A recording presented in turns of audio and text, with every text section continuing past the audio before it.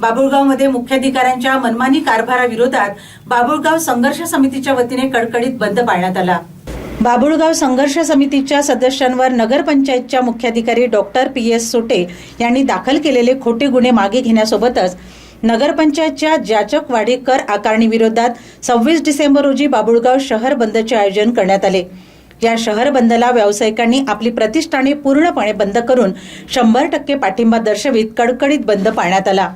येथील वादग्रस्त मुख्याधिकारी यांच्या मनमानी कारभाराविरोधात बाभुळगाव संघर्ष समिती आक्रमक असून त्यांना निलंबित करण्याची मागणी करण्यात आली।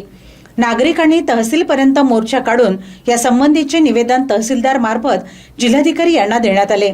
यावेळी नायब तहसीलदार दिलीप बदकी यांनी निवेदन स्वीकारले। येथील नगरपंचायतच्या सभागृहात 23 डिसेंबर रोजी मुख्याधिकारी डॉक्टर PS सोटे यांनी वाढीव कर आकारणी आक्षेपाबाबत सुनावणी ठेवून शहरातील मालमत्ताधारकांना नोटीसी बजावल्या होत्या। त्यानुसार सकाळी 11 वाजतापासून शहरातील मालमत्ताधारक त्यांचे प्रतिनिधी नगरपंचायत सभागृहात मोठ्या संख्येने उपस्थित होते।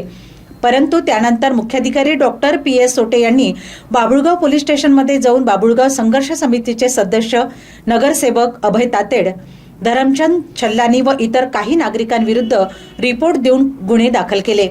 या अन्यायकारक वागणुकीविरोधात कडकडीत बंद पाळण्यात आला। यावेळी शेकडो नागरिक, महिला येथील भारतमाता चौकात एकत्र झाले।